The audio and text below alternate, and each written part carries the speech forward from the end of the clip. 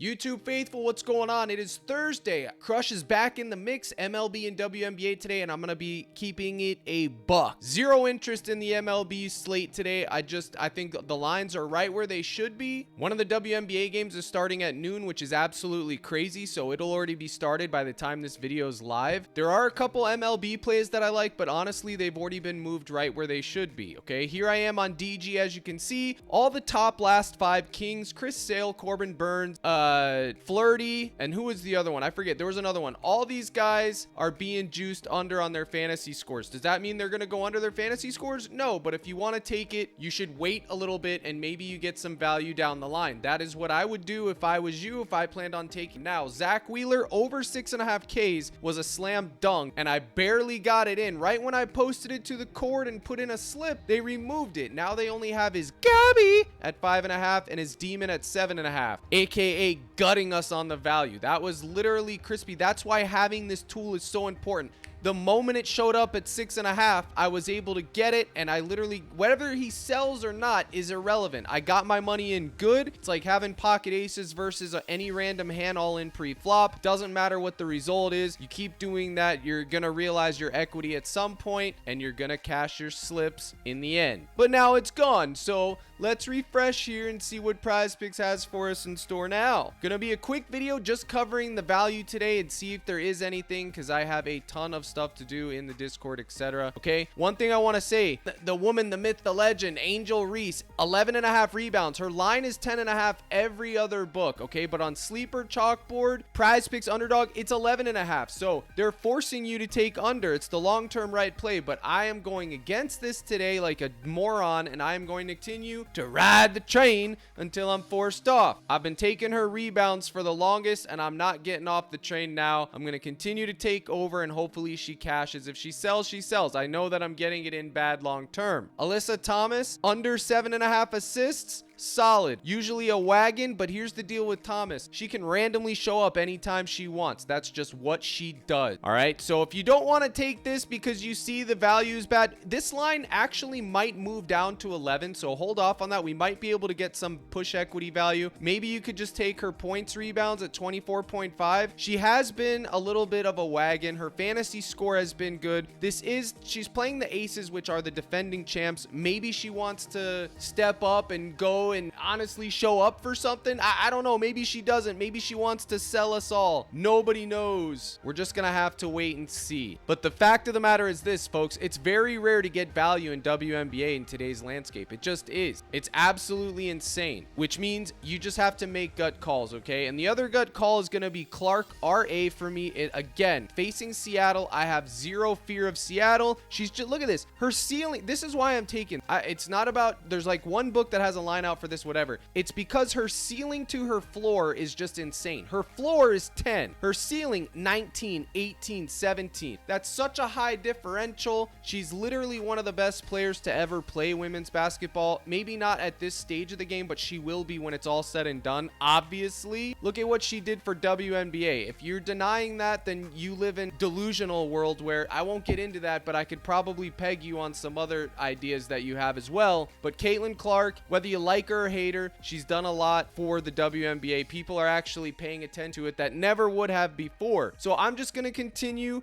to ride the Clark train until I'm forced off. If she sells, she sells. If you want to take her PRA or fantasy, you could. I don't have any problem with that. If you go over here to Clark's head-to-heads, she played Seattle twice, but that was almost a full month ago. She had 12 and 14. They're 6th in rebounds allowed, 4th in assists allowed. Pretty good, but they do play at a faster pace. So I'm still taking it, folks. Look, you could, like, her ceiling and floor here is just crazy. Her floor, okay, out of the last 10, her floor was 2. That obviously that's an outlier game. On average, her floor is going to be 10, 12, 7, 11. Let's just call it 10. And her ceiling is 19. It's going to be a sweat. She can put up a dud. But if she plays 35 to 40 minutes, I like my chance. I'm just rolling the dice. Okay, with WNBA, you're pretty much rolling the dice anyways. Let's keep it a buck. And then here we go with Alyssa Thomas, less 7.5 assists. Where is it at? There it is. You can see the head-to-head is crispy as crispy gets. Fortunately, it's also a good matchup. They're third in not allowing assists, so it's a good matchup for her not to get 8 assists, but you can see 6'4", she had 7, 6. This was this season. It is going to be a sweat. This is what this girl does. She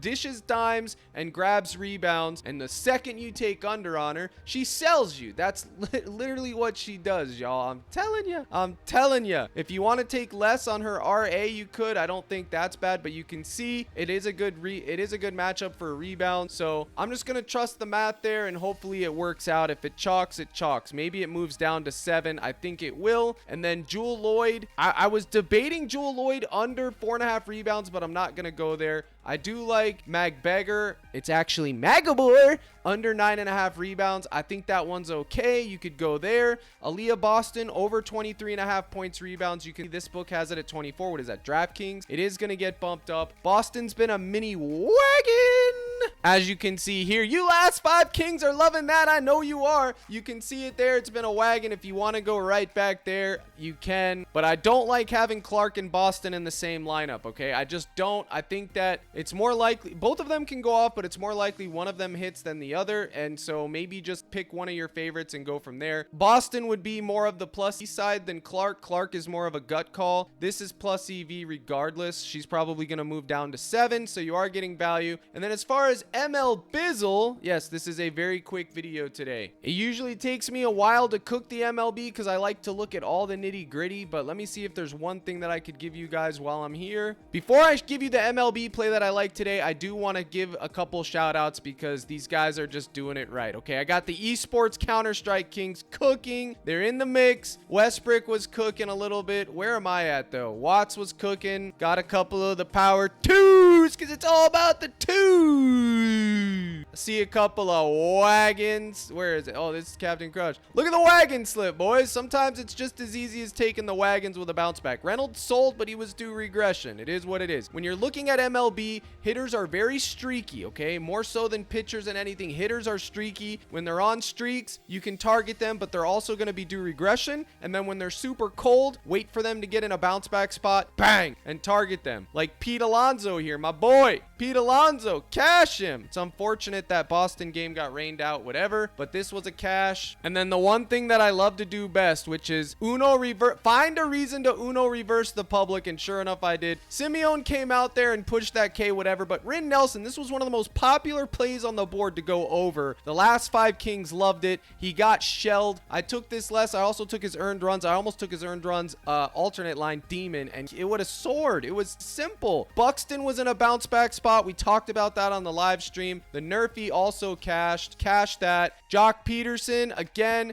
cash talked about on the live stream. And then we're back to square one. Gibson less under cash. Hayden was given on the prop list over 2.5 Ks. He actually soared. Iceberg did well. The thing is this, guys, Lewis Gill sold yesterday and he was the discount on multiple sites, sleeper, parlay play, etc. It is what it is. That happened. He just played disaster class, and that's how it's gonna be sometime. I made this slip straight from the model and it absolutely smashed. Brady Singer, he came out, whatever. 90% of the people will post winning slips in the general chat instead of where it should go. I don't know, but the point is that I did a detailed live stream yesterday. Use the projection sheets, use DG, follow the formula, and in the long run, you'll be profitable. Okay, go to CaptainCrush.net, slide down to the gold package buy now. It's right there, $24.99 a month. You'll get access to the projection sheets, plays, the community, the role member slips, all of it. So hopefully I will see you in the live stream later today. Now let's get back to the play. Mr. Jose, earned runs allowed. Look at the head-to-heads. Granted, this was last season.